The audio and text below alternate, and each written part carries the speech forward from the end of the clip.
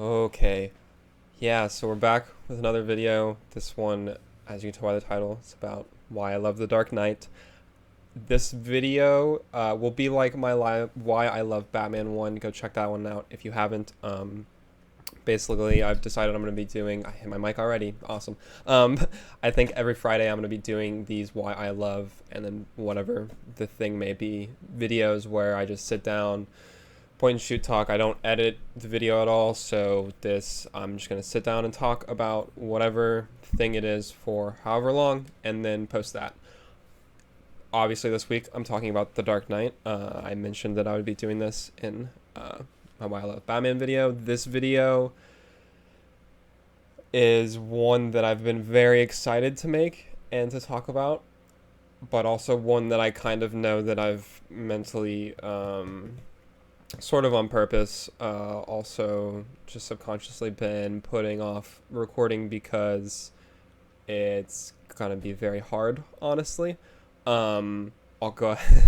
I had this. Okay, before I get into any super emotional thing, I had the whole bit planned out where I was gonna start the recording with me coming in and walking in and sitting down. I have with me, so I have my original Batman Begins and Dark Knight DVDs. These are the ones that I got 2005 and 2008. The lenticular cover Batman Begins. Are you kidding me? So good.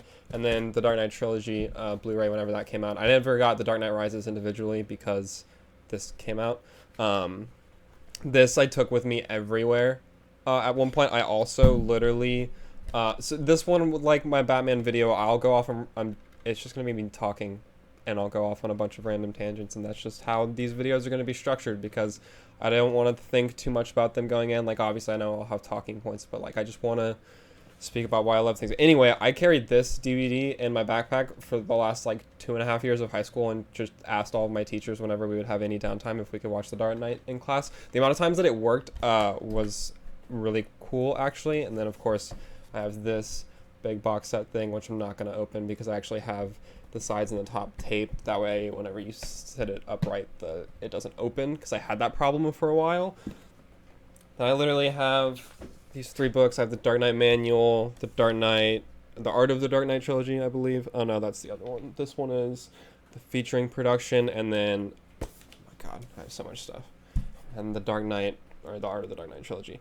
I literally had a whole ass bit where I was just gonna come and plop these down on my desk, and that was me walking to the desk. Long way of showing all this, but anyways, was going to be the introduction to the video. But then I have a whole test video of me doing it. It's like a 30-second clip, but anyways, I realized if I don't want to edit these, like I said I'm not going to, then like you would see me pressing play and then walking away and then walking back. But anyways, and then also I didn't want to drop these on my desk because it's kind of heavy and I have a candle burning and I don't want it to do anything to that. So safety first. But anyways, yeah, that was the opening bit that isn't there anymore. So I guess before I get really into why I love The Dark Knight so much and all the different things that I love about it, I'll give some context to part of it, and like it's very kind of difficult to say. Full disclosure, pretty emotional and kind of heavy and sad, but like I said in my Batman video that I lost my dad 6.5 years ago, which is crazy that it's been that long, to cancer. And I said in that video that he is the reason that I love Batman. He's the reason I was introduced to him. And so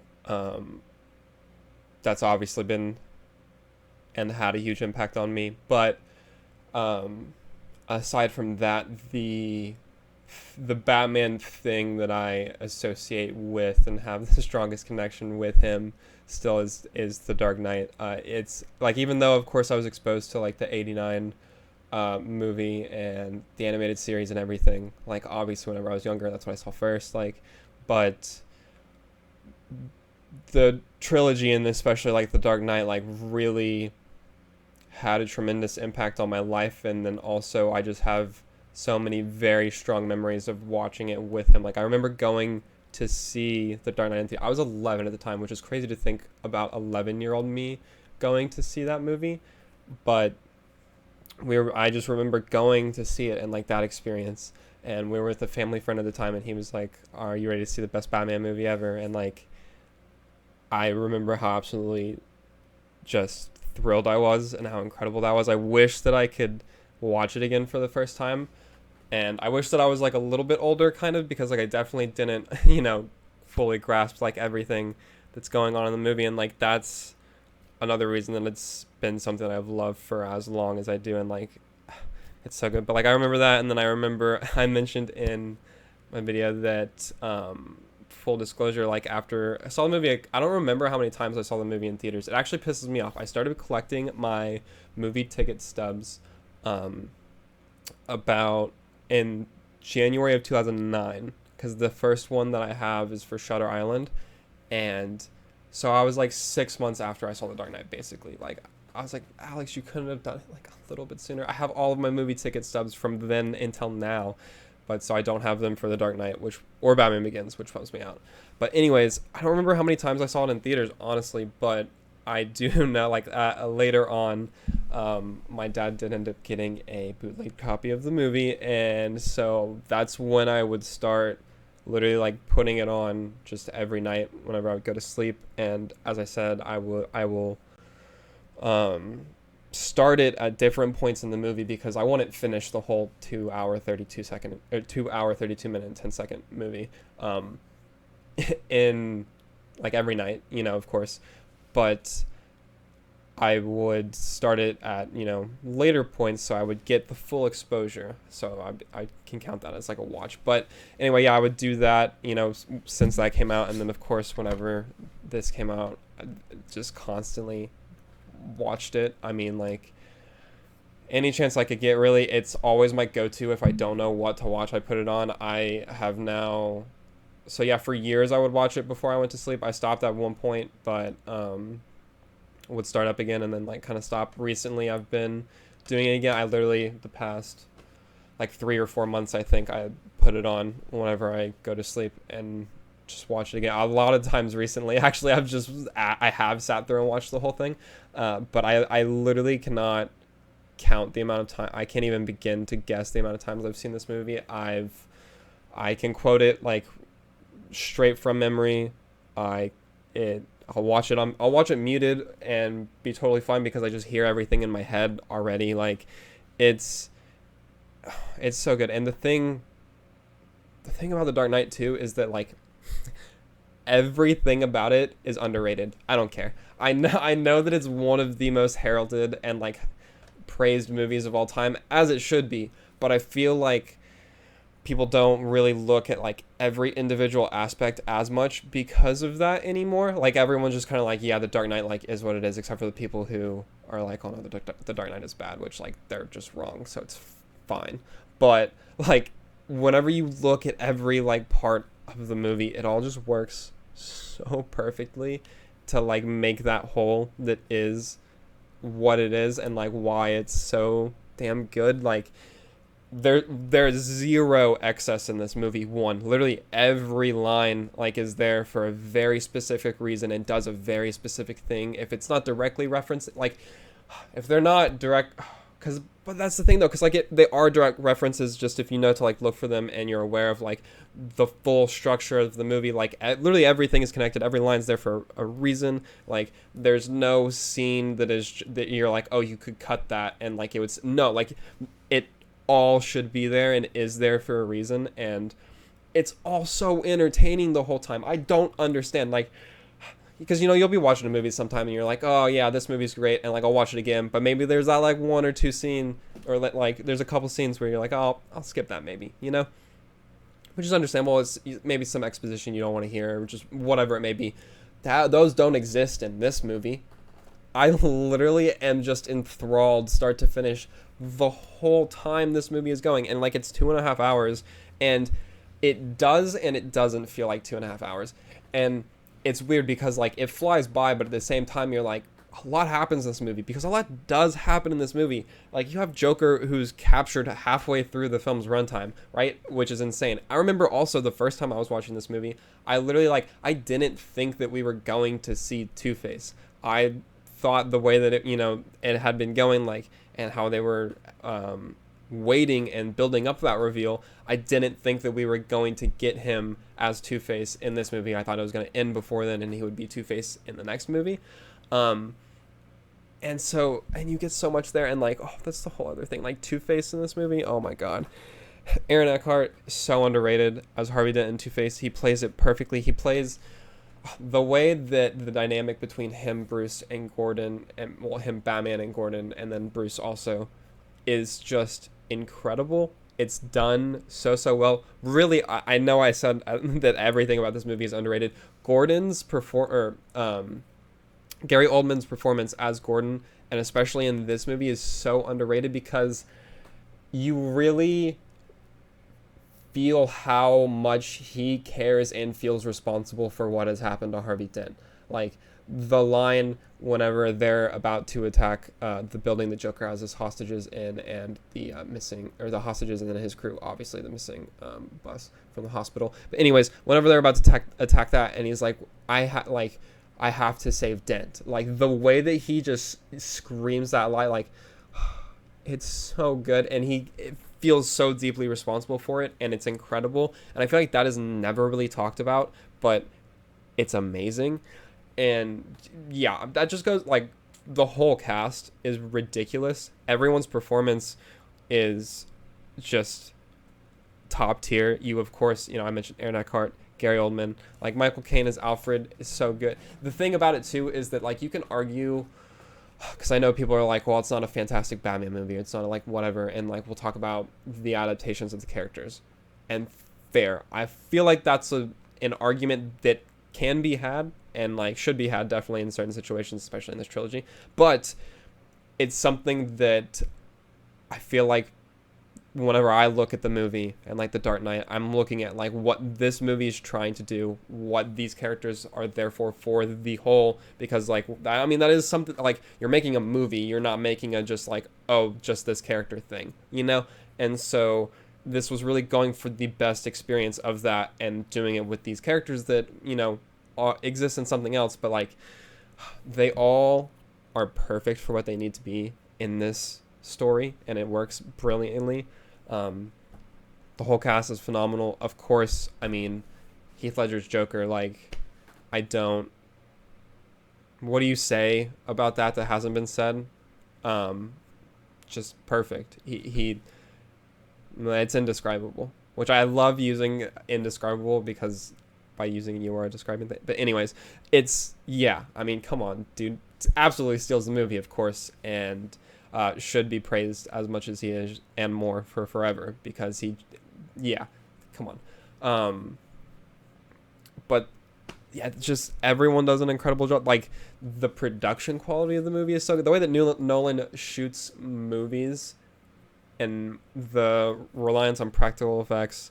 Of course, you have the 18-wheeler flip. You have them actually blowing up a building. I remember seeing that clip online, actually. I remember seeing the clip of the building being like, of the demolition for that building, and then being like, yeah, they're doing that for The Dark Knight. Like, that's going to be like in the movie. And I was like, oh, that's really cool. Like, I remember seeing that before the movie. And then also the story about how the top 3 rows in the shot in the movie, the windows are all CGI, because before they went to demolish the building, people stole the windows, because you can get a lot of money for that, actually. So like, they had to CGI the top 3. Like, I know so many absolutely ridiculous facts about this movie. I know all the trivia. Like, there you can see the camera guy in the interrogation scene for a single frame whenever Batman throws Joker against the wall and the camera moves. He's on the left side of the barrier. But anyways, sorry if I just ruined that for a bunch of people if you didn't know that was there. Yeah, there's just like, so all the trivia things. I just love the movie a lot. Of course, like, I could talk forever about why it's such a good movie, but I also like, I had a thought and then completely lost it, but we don't edit here during these videos. It just, it's incredible. And okay, back to the thought.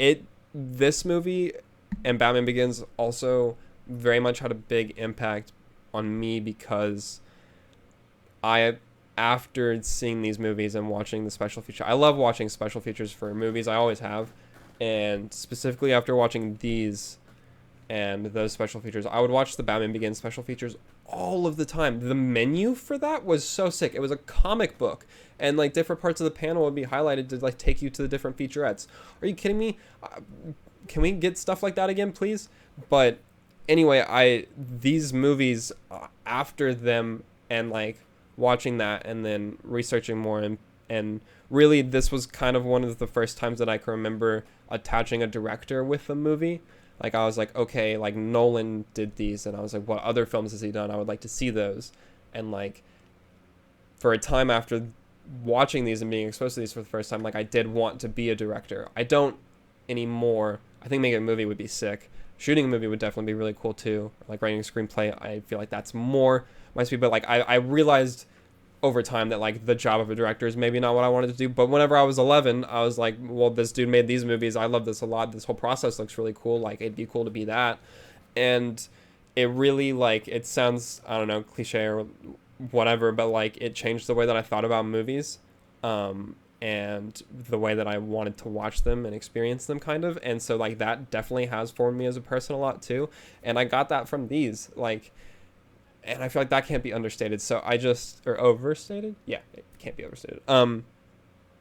Yeah, these movies just, and the whole trilogy, but The Dark Knight especially is just the biggest one that's like, they just stand out so much for that. And like, I just can watch it endlessly. There won't be, I'll probably, okay, like, so it's my favorite movie, obviously. I sometimes will try to like kid myself and say that some other movie is for a moment. Like for a while I was like, Batman v Superman might be my favorite movie, like over The Dark Knight. I love Batman v Superman. I think Batman v Superman is a better Batman movie, and I enjoy it more as a Batman movie than The Dark Knight. I think that I'm going to love The Batman a fuck ton more as a Batman movie over The Dark Knight, but I don't think that I'll ever have a movie that I love more than The Dark Knight, and I don't think that I can ever have a movie that I love more than The Dark Knight, because for me, as I mentioned, that emotional connection to my dad, like I can't have that with a movie that comes out now.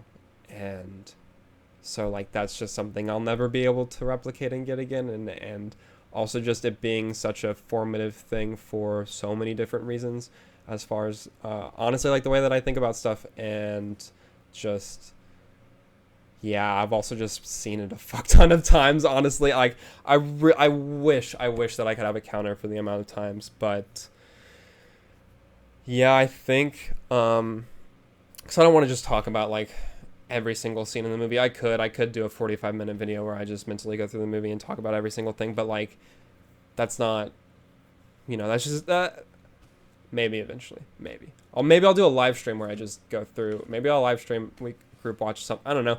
I'll do that at some point. But yeah, I think that is my long-winded and scatterbrained way of saying that I'm probably gonna.